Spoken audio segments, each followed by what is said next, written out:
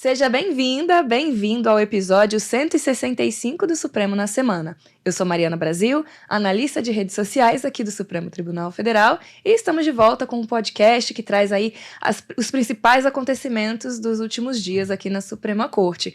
Hoje a gente fala da última sessão presidida pelo ministro Luiz Roberto Barroso, em que ele apresentou um balanço da gestão e transmitiu uma mensagem de encerramento, e o julgamento do plenário sobre os limites para quebra de sigilo em buscas feitas na internet. Quem fala sobre isso comigo hoje é o Mauro.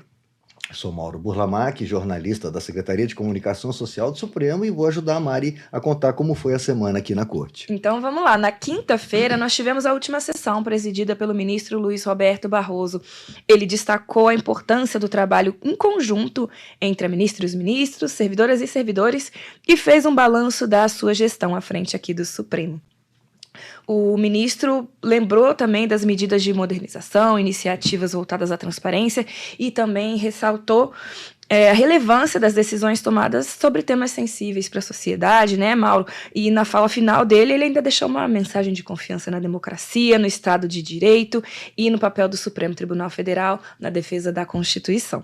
É isso, Mário, foi um final de sessão na quinta-feira, né, bem marcante aí, o final de uma época, né, uma gestão muito importante do ministro Luiz Roberto Barroso, muitos julgamentos importantes, muitos acontecimentos importantes, né, durante esse período, e a gente pode... O ministro destacou, né, vários itens que eram prioridades na gestão dele, como você colocou nesse balanço que ele apresenta, e assim, então, ele falou sobre comunicação com a sociedade, um ponto que ele deu muita importância. Ele trouxe informação à sociedade, que apresenta de forma muito resumida, mas de forma simples, os julgamentos, os principais julgamentos do Supremo, julgamentos plenários principalmente.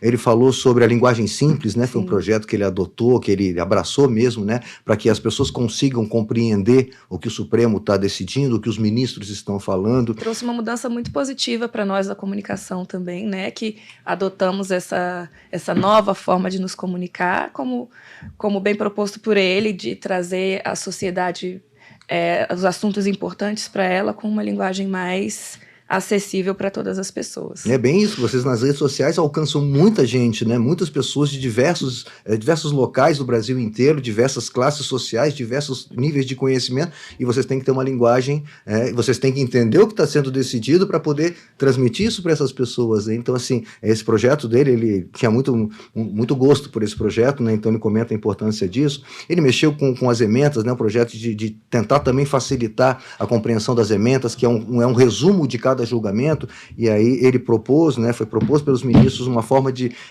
padronizar essas ementas para que as pessoas lendo aquilo consigam entender da mesma forma o que foi julgado, né? Ele falou sobre o uso da tecnologia nesse período, a tecnologia cada vez mais, né, sendo necessária, né, no desenvolvimento de qualquer trabalho. Então a inteligência artificial também, né, sendo um bom investimento nessa área. O ministro fala bastante sobre isso. E aí ele fala sobre as soluções consensuais, as conciliações. A gente trouxe um quadro aqui para mostrar, né, os principais processos que foram julgados, que não foram julgados, não chegaram a julgamento porque tiveram uma conciliação, as pessoas as partes chegaram a um acordo, a um consenso. Ele, na verdade, acabam indo a julgamento só para homologar, né? Quando se tem um acordo, o juiz acaba homologando esse acordo, mas temas muito importantes nesse período foram a conciliação, né? Essa questão da barragem de Mariana, aquele desastre lá em Mariana, né? Então, assim, se chegou a um acordo com pagamento para estados, municípios, para vítimas, né? Essa questão das câmaras corporais na Polícia Militar em São Paulo também, a instalação de 15 mil câmeras nas farras policiais, né? A questão da linha amarela no Rio de Janeiro, a extinção do processo de encampação, a linha amarela vai voltar para o Estado, vai ter uma redução de tarifas, enfim, vai mudar. A questão das emendas parlamentares que continua, né, com o ministro Flávio Dino à frente principalmente, né, orçamento secreto e emendas parlamentares. Essa questão aqui da JBS Paper Excellence, que é o maior litígio empresarial em curso, né, com desdobramentos inclusive no interior. Então tudo isso foi para a área de conciliação. É uma área que ganhou muita visibilidade, muito ampliado muito na gestão do ministro Barroso. É uma área que foi criada, acho que se não me engano, na época do ministro Dias Toffoli, não é recente, mas agora na gestão do ministro Barroso ela teve um crescimento muito forte. Eu acho que a gente ainda tem mais alguma coisa de... Esses são os casos. E aí ele fala dos principais julgamentos durante a gestão dele, durante os 2 anos de gestão do ministro Barroso, e aí a gente vai poder ver a quantidade de temas importantes que foram julgados. Realmente foi um período muito profícuo, como eles dizem, né? Muito produtivo, muita decisão importante, né? Responsabilidade civil das plataformas digitais, as big techs, né? Aquela questão de tirar os conteúdos, né, criminosos, né? A responsabilidade das empresas, em que ponto existe a responsabilidade dela, a descriminalização do porte de maconha para uso pessoal, decisão também extremamente importante, né? Enfim, acompanhada a imprensa, esses casos todos a imprensa acompanhando muito de perto, né? Estado de coisa inconstitucional no sistema prisional, eles reconheceram que o sistema prisional brasileiro sofre uma série de problemas e aí criaram um projeto, né, pena justa, para que possa melhorar isso, depois de reconhecer que há um estado de coisa inconstitucional. A questão da letalidade policial no Rio de Janeiro, nas favelas, a DPF, relatada pelo ministro Edson Fachin, em que eles reconheceram que há uma letalidade muito grande e aí tomando várias medidas, né, propondo várias medidas para que diminua essa letalidade policial. Questão de transporte público gratuito e regular em dias de eleições, as pessoas poderem votar, né, em dias de eleição. Tem gente que não tem dinheiro para votar e acaba não votando, então é uma forma de se dar o direito ao eleitor. A gente tem mais uma tela. Omissão inconstitucional na regulação da licença paternidade. Não se trata da licença paternidade, estava nos dispositivos constitucionais transitórios e não houve uma definição, então o Supremo vem e analisa essa questão. Proteção da Amazônia e do Pantanal, fundamental, incêndio naquelas regiões, desmatamento naquelas regiões. Critérios para fornecimento de medicamentos não incorporados no SUS por decisão judicial. Ministro Gilmar Mendes, relator, também um tema que alcança, acho que, a população quase toda, né, de remédios, né, saúde é uma coisa que envolve todo mundo. Sujeição da execução de emendas parlamentares a regras de transparência, rastreabilidade e controle público de recursos. Ministro Flávio Dino, relator, questão das emendas que a gente falou há pouco. Aqui uma área tributária, processo tributário, coisa julgada em relações tributárias de trato sucessivo. Temas tributários sempre envolvem muitos valores. A gente às vezes não entende o que eles estão falando, aquela sopa de letrinhas, mas envolve valores muito grandes de empresas. Tem mais uma tela. Possibilidade e investigação criminal pelo Ministério Público sem participação da polícia, né, reconhecendo que o Ministério Público tem o poder também de fazer investigação. Assédio judicial a jornalistas, muito importante. A correção dos depósitos do Fundo de Garantia do Tempo de Serviço, isso alcança todos os trabalhadores. Prisão imediata após a condenação pelo Tribunal de Júri, né? O Tribunal do Júri é previsto na Constituição, soberano, então decidiram que, havendo condenação pelo Tribunal de Júri, pode haver a prisão imediata. Questão de terras indígenas, né, que está sempre também em discussão no Supremo, aqui desde que eu entrei no Supremo, desde Raposa Serra do Sol, que já 15 anos do julgamento, ainda se continua discutindo temas, né, indígenas, então desintrusão de 10 terras indígenas nesse período, na DPF, relatada pelo ministro Luiz Roberto Barroso, que acho que mais uma tela, acho que a última tela. Acesso de pessoas transexuais e travestis a políticas públicas de saúde extremamente importante, uma parcela da população que ficava desabrigada, ficava desassistida, e o Supremo veio a entender, né, a necessidade de dar acesso a essas pessoas. Regras para concessão de tratamentos fora da agência, né, que não estão na lista da ANS, ainda tem remédios e tratamentos. Atualmente, foi no episódio passado a gente falou sobre essa decisão. Exatamente essa decisão. Impossibilidade de questionamento sobre vida pregressa da vítima e processos criminais de violência contra a mulher, importantíssimo, você não vai criminalizar a mulher, que é a vítima no fim das contas, né? Precisa o Supremo, a gente até nos episódios que comentava sobre isso, precisa o Supremo vir dizer isso, né? Situações que ainda acontecem. Seria a legítima defesa da honra, né? É uma consequência da legítima defesa da honra. O caso da legítima defesa da honra foi julgado no último julgamento da gestão da ministra Rosa Weber. Esse mas é parecido, é mesmo? Sim. E foi próximo. Foram próximos, claro. E a ideia é sempre a mesma, é você desqualificar a vítima, que é a mulher. Né? Então, a ideia é muito parecida e, assim, decisão importantíssima. Né? O direito da gestante contratada por prazo determinado ou com cargo em comissão, a licença maternidade e estabilidade provisória, ou seja, não é porque o cargo é em comissão ou determinado que ela perde esse direito, importantíssimo para as mulheres também, mais uma decisão. E essa questão de subtração internacional de crianças, tratamos recentemente aqui, no sequestro de crianças, como se dizia, né? A decisão recente também. Então, 20 julgamentos que a gente listou aqui, os mais importantes. A gente teve uma série de outros julgamentos aí que foram, né, levados a cabo nesse Esse período. foi um destaque que o ministro Gilmar Mendes trouxe também, né, numa fala dele, falando que na gestão do ministro Barroso foram tratados assuntos bem, vamos dizer, polêmicos, fortes para a sociedade, né? E foi uma das coisas que mais marcou a gestão do ministro.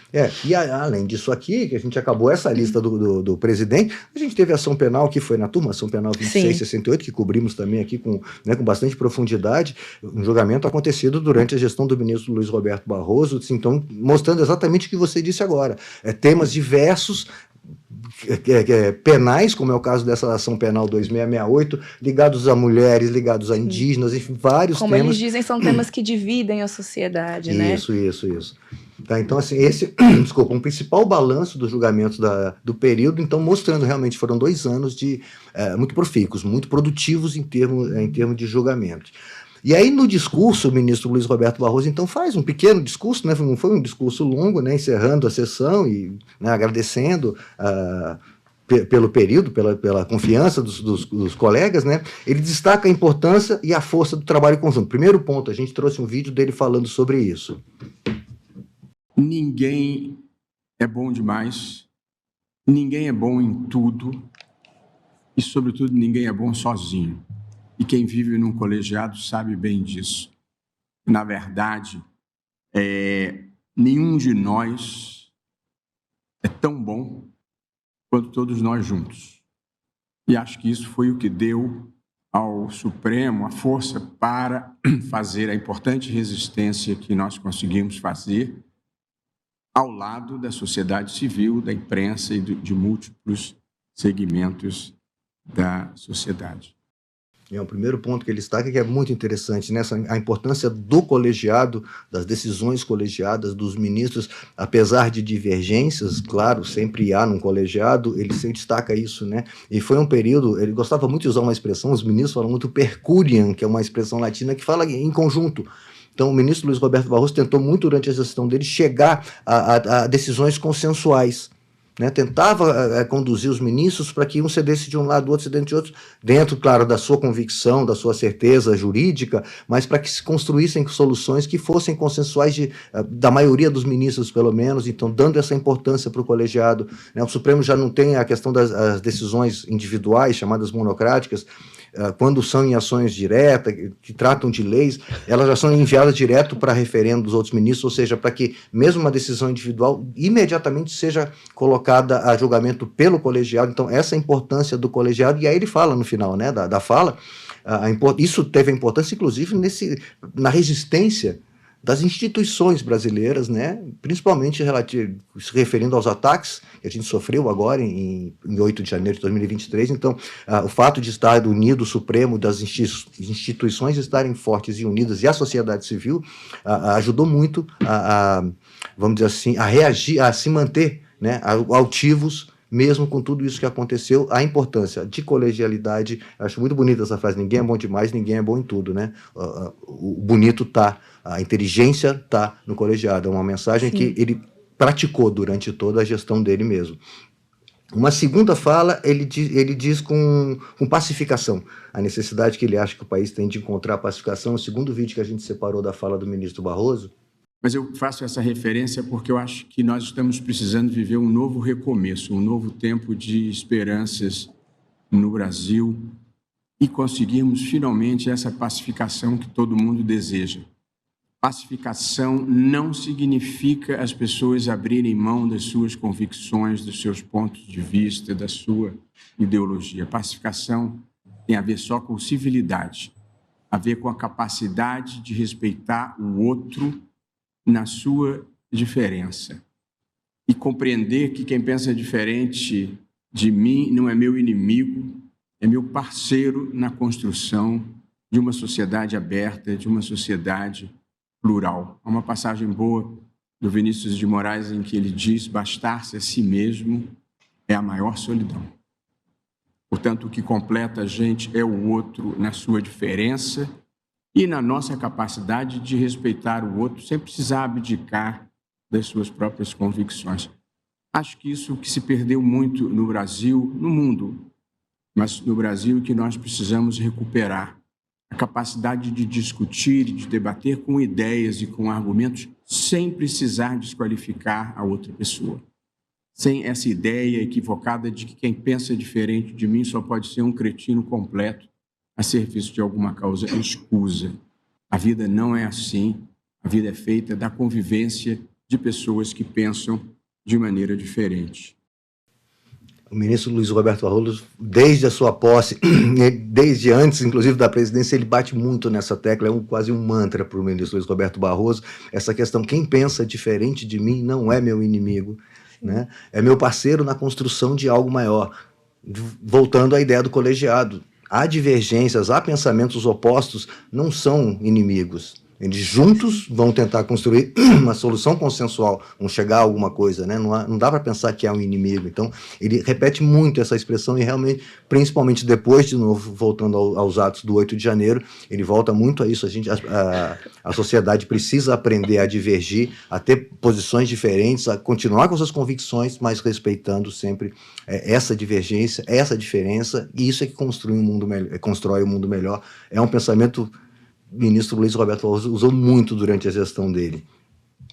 E a última fala que eu separo é que ele encerra o discurso falando sobre integridade e humildade. É quando ele realmente encerra o discurso e se despede. Vamos ver o vídeo? E, portanto, a jurisdição constitucional que a gente presta, eu acho que deve ser exercida da mesma forma com que eu acho que a vida deve ser vivida. É com integridade, muito importante, com civilidade, com idealismo, com bom humor sempre que possível, mas, sobretudo, com humildade. E é com esse sentimento que eu encerro a minha presidência, agradecendo a todos. A gente vê que ele está, né, claramente emocionado, né? A forma do ministro falar, mas realmente é um período, é muito intensa a presidência do Supremo. O ministro Luiz Roberto Barroso falou isso, outros ministros que passaram pela presidência sempre comentam, é muito trabalhoso, é muito difícil lidar com, né, você ser o líder, o chefe do Poder Judiciário, lidar com os outros poderes, pressões.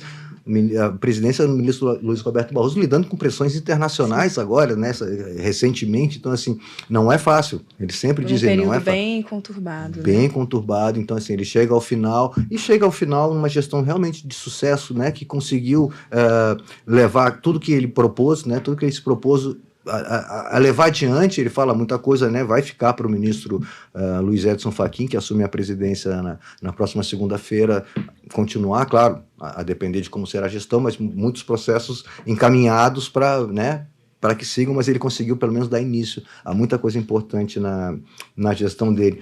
E aí uma coisa que ele fala no encerramento que eu acho bem interessante, o Supremo é muito criticado até nas redes sociais, principalmente por decidir tudo, né? Decide todos os temas. A gente viu a lista de julgamentos importantes, não são todos, mas os importantes, né? E que em outros países até são decididos por outras esferas, né? E aqui no Brasil acabaram pela Constituição sendo uma definição para o Supremo. E em outros casos, quando há omissão, quando há demora do Legislativo, do Executivo, acaba o Supremo tendo que decidir. E aí ele fala assim, esse arranjo institucional, com toda a sua complexidade, proporcionou ao país 37 anos de democracia e estabilidade institucional.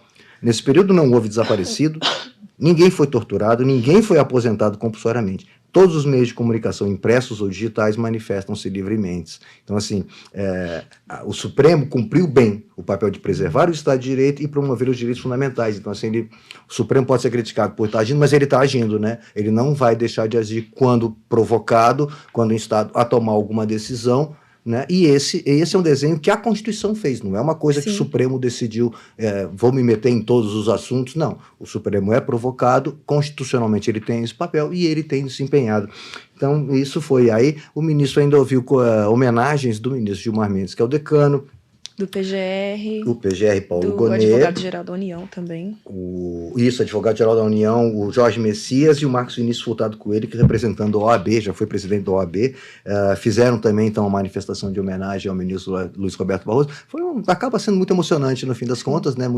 E deixa de ser uma prestação de serviços, né? O ministro acaba Sim. prestando serviço de tudo que ele fez durante esse período, e aí, enfim, agora se encerra, né? Foi a última, realmente, sessão presidida por ele. Semana semana que vem já estaremos de presidente novo no Supremo Tribunal Federal. Foi um encerramento bonito, né? Foi, sem dúvida.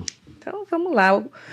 O plenário retomou, ainda na quarta-feira, a análise de um recurso do Google contra a decisão judicial tomada no âmbito das investigações do assassinato da vereadora Marielle Franco e do motorista Anderson Gomes. O caso discute se é constitucional obrigar plataformas a fornecerem dados de usuários com base apenas em palavras-chave pesquisadas, sem indicação direta de pessoas investigadas. O julgamento foi suspenso por um pedido de vista do ministro Dias Toffoli e deve ser retomado em outra sessão. É isso, Mari. Nesse caso aqui, a gente tentando contextualizar, né, o caso, você citou bem, né, a vereadora Marielle Franco e o motorista Anderson Gomes. A autoridade policial, na época, pediu ao Ministério Público que pedisse à Justiça que determinasse a quebra do sigilo, né, com a identificação dos IPs de todas as pessoas que entre os dias 10 e 14 de março de 2018, 14 de março foi o dia que faleceu, né, que foi assassinada a vereadora e o motorista, né? Então, que entre os dias 10 e 14 de março tivessem realizado buscas no Google, na internet, com determinados termos: Marielle Franco, vereadora Marielle, agenda vereadora, Casa das Pretas, Rua dos Inválidos 122, o local onde ela saiu de um evento e aí foi assassinada, né? Então, o juiz determinou a quebra de todas as pessoas que fizeram pesquisas nesse período com esses termos. O Google recorre dessa decisão, dizendo considerá-la inconstitucional, porque ela foi uma decisão genérica, ela não falou de que pessoas que deveria se quebrar esse sigilo, né? Pessoas indeterminadas no entender do Google, e o que estaria contra a Constituição, violando a privacidade das pessoas, né? A inviolabilidade das suas comunicações, e aí ele recorre, mas a decisão permanece, chega o STJ, analisa o recurso do Google e entende que sim, né, que a ordem está fundamentada, busca a obtenção de dados estáticos, relacionado à identificação de aparelhos usados por pessoas que, de alguma forma, vão ter a ver com a investigação que está sendo levada em curso, e quem não tiver vai ter os dados descartados. Isso é o que diz o STJ, e aí o Google vem ao Supremo Tribunal Federal com o mesmo argumento da inconstitucionalidade dessa decisão judicial, de novo, inviolabilidade das comunicações, direito à privacidade, né? E a falta de individualidade. Para o Google, a determinação de dizer quais pessoas estariam tendo, né, que deveriam ter a sua quebra de sigilo. E aqui, no caso, se trata que se usa a expressão a busca reversa. Aqui, na verdade, o que se buscava era, a partir da informação, descobrir quem fez aquilo. Nesse período, quem fez essa pesquisa, quais foram as pessoas? E aí você tem esse recorte, e a partir desse recorte você usar isso nas investigações. Então, a discussão é isso. Pode ou não pode essa determinação de quebra de sigilo indeterminada, vamos colocar assim, né? Porque, na verdade, a corrente que está vencendo até o momento entende que ela não é indeterminada, ela passa a ser determinável, né? Essa decisão que manda essa quebra, porque ela vai exatamente a partir desse grupo que for selecionado, que tiver a quebra. Tem uma peneira, vamos dizer. Vai passar numa peneira. As pessoas que tiverem a ver com a investigação, a polícia está conduzindo a investigação, o Ministério Público, eles vão bater quem tiver a ver com a investigação de alguma forma. Pronto, eu determinei o grupo que eu quero. O restante, eles não vão ser usados esses dados. Porque o Google fala, olha, você vai estar pegando gente inocente.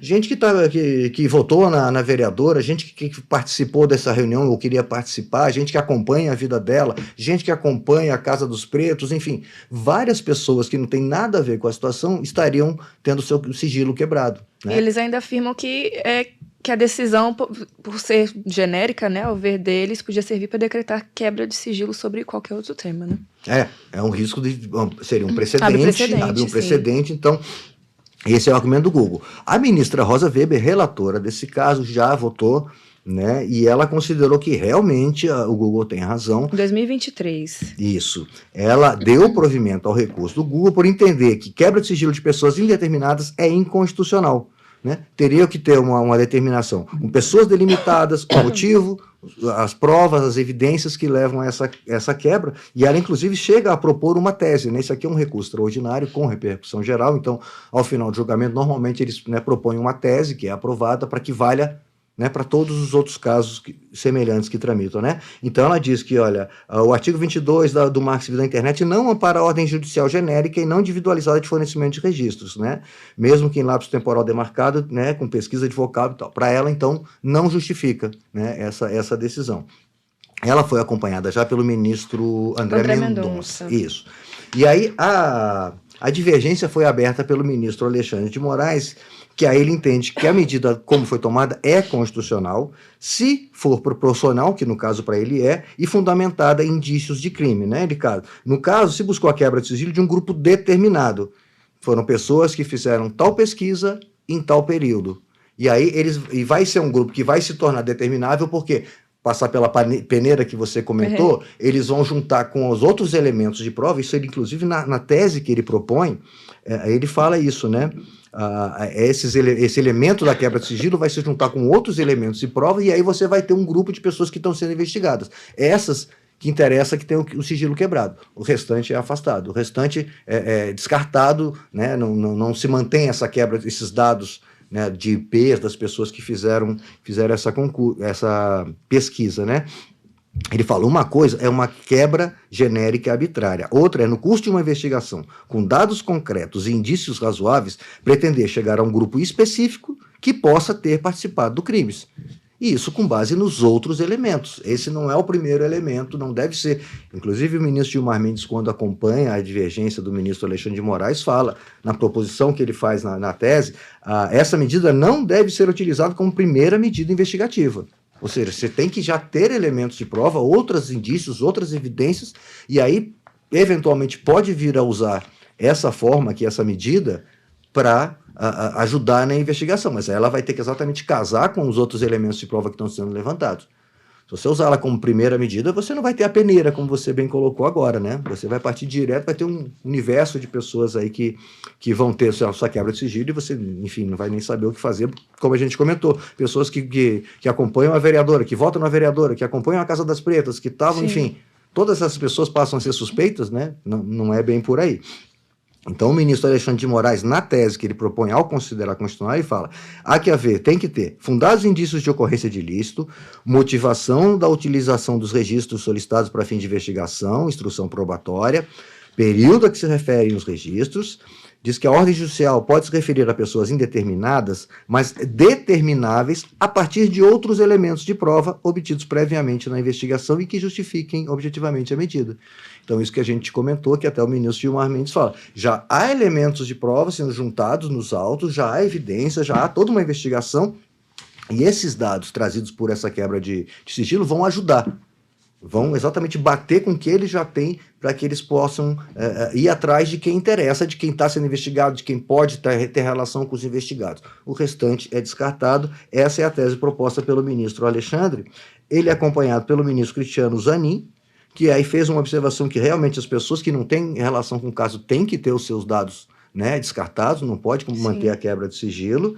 E a gente teve aí o ministro Gilmar Mendes também acompanhando, né? Mas ele colocou um adendo aí, não colocou? Quem? O ministro Gilmar. Isso. Primeiro. Os casos hediondos, né? Isso, é uma discussão que vai acontecer ainda na tese. Ele acha que a busca reversa, como a gente falou, só deve ser permitida no caso de crime hediondo. Mas aí os ministros que estão nessa mesma linha vão decidir se para crime hediondo, crime de terrorismo, os crimes, o ministro Alexandre veio a falar dos crimes do 8 de janeiro, né, que estariam fora de crime hediondo, então eles vão ver, se você restringir demais, acaba não permitindo o uso para vários tipos de crime. E se abrir demais, isso pode passar a ser usado à torta e à direita também. Então eles vão ter que, né, chegar aí num limite para ver aonde pode usar. E o ministro Gilmar também propõe que não seja a primeira medida investigativa, ou seja, já tem que ter elementos de prova, isso vai só ajudar uma investigação que já está em curso, e também a questão do descarte dos dados de quem não é investigado. Tá? Vem o ministro Nunes Marques, vota na sequência, também nega provimento ao recurso do Google, acompanhando o ministro Alexandre de Moraes. Então, a gente já tem aí, no caso concreto, Mário, a gente já tem 5 votos pelo desprovimento do recurso do Google. Como o ministro Flávio Dino sucedeu a ministra Rosa, não vota, o ministro Luiz Roberto Barroso se declarou impedido, no caso não vota. No caso concreto, a gente já teria uma maioria, no caso concreto do Google, para negar provimento a esse recurso do Google. O que a gente vai ter pela frente é a discussão da tese, então que eles vão acertar essa tese proposta pelo ministro Alexandre, com o que agregou o ministro Cristiano Zanin, o ministro Gilmar Mendes, o ministro Nunes Marques disse que vai se manifestar no momento, né, ele já votou na questão do caso concreto, e na questão da tese ele vai ali na frente, né, quando voltar o julgamento, você colocou muito bem, o ministro Dias Toffoli pediu vista, a gente não sabe quando volta, mas então assim, falta votar o ministro Dias Toffoli e o ministro Carmen Lúcia, exatamente. E aí, finalizado o julgamento do caso concreto, eles vão passar a discutir essa tese para que seja usado em todos os outros casos semelhantes que tramitam, e aí o que a gente estava comentando, não ter risco de ser usado à torta direita e nem que se impossibilite o uso dessa ferramenta, já que o Supremo, né, já formando uma maioria, por entender que dessa forma, feita seguindo esses requisitos aqui, esses critérios, ela é constitucional. E nessa quinta-feira quem votou foi o ministro Edson Fachin, né? O ministro Edson Fachin. Foi só ele. E foi o ministro Edson Fachin também acompanhando na quinta-feira. Isso foi na quarta, o ministro Gilmar, o ministro Nunes Marques. Sim. E na quinta-feira, perfeito, o ministro Edson Fachin acompanhando, e aí sim seguido formando... o pedido de vista do ministro Dias Toffoli. Ministro Dias Toffoli. Por isso que a gente já tem os 5 votos, o ministro Alexandre de Moraes, Cristiano Zanin, Gilmar Mendes, Nunes Marques e Edson Fachin. E na outra corrente, dando provimento, estaria a ministra Rosa Weber e o ministro André Mendonça, e aí mais um processo que a gente vai aguardar o retorno ao plenário. Certo, então, nessa semana foi isso, e na próxima semana, Mauro? Próxima semana já começamos na segunda-feira com a posse do ministro Luiz Edson Fachin, posse marcada para as 16 horas, né, mudança aí de comando no Supremo Tribunal Federal, no Judiciário brasileiro, né, então já começa na segunda-feira aí uma semana que promete ser agitada. Na quarta-feira, no plenário, já estão previstos 2 julgamentos que eu acho bem importantes. Um recurso extraordinário que trata do vínculo de emprego de motorista com Uber e uma reclamação relatada pelo ministro Alexandre de Moraes sobre o vínculo de emprego de motorista com o aplicativo Rappi. Esses temas, grande interesse, atinge muitos trabalhadores, milhões, literalmente milhões de trabalhadores, muito esperado esse julgamento, né? Que o Supremo bata o martelo, defina, né, qual é a posição, né, a pejotização, uberização, essas formas, novas formas de relacionamento, de trabalho, né, estão sendo muito discutidos, e o Supremo está sendo chamado a definir, né, o que está dentro da Constituição, o que está em harmonia com a Constituição, o que a Constituição entende. Então, assim, muito importante decisões nesse sentido aqui, porque envolve milhões de pessoas, literalmente, que trabalham por aplicativo, né, essas plataformas de aplicativo, que hoje em dia são várias, aqui são duas empresas, mas são várias, né? E ainda temos 2 casos ali, um do Parque Nacional de Jamanchim, medida provisória convertida em lei que alterou os limites, uma lei que redefine limites do Parque Estadual da Serra do Tabuleiro, enfim, a pauta cheia, mas creio que só vai passar para esses outros processos aqui se alguém pedir vista, alguma coisa acontecer, porque esse processo aqui da uberização, como se diz aqui, e o processo do Rappi, devem ter algum tipo de debate um pouco mais aprofundado. E por último, a gente lembra, isso está no plenário, e por último a gente lembra, a primeira turma marcou o começo do julgamento do núcleo 4. Isso, núcleo 4 da tentativa de golpe, ação penal 2694. Os julgamentos vão acontecer no dia 14, 15 e 21 e 22 de outubro agora. A gente teve, né, a condenação do ex-presidente Jair Bolsonaro e outros 7 réus aquele primeiro julgamento do núcleo 1, e agora já vem então o núcleo 4 a julgamento. Os outros núcleos 2 e 3 já estão em fase final, fase de alegações finais também, então assim, a gente deve ter uma sequência para julgar esses 4 núcleos aí, talvez até o final desse ano, talvez. É possível, a gente está em setembro, começando outubro, pode ser que aconteça, ou no máximo no comecinho do ano que vem a gente já ter os 4 núcleos, né, dessa denúncia da Procuradoria-Geral da República sobre a tentativa de golpe de Estado já julgados pelo Supremo. Por enquanto é isso. E, como sempre, terá cobertura na TV Justiça, pelo canal do YouTube do STF também. É isso, quem quiser acompanhar, tem como. Então é isso, esses foram os destaques da semana no Supremo. Obrigada, Mauro. E, claro, obrigada a você que nos acompanha aqui no Supremo na semana. Se você quiser sugerir temas, tirar dúvidas ou mandar uma mensagem, você pode escrever para podcast@stf.jus.br. Esse episódio e todos os outros estão disponíveis no YouTube e nas principais plataformas de áudio. Até breve. Até logo, obrigado pela companhia.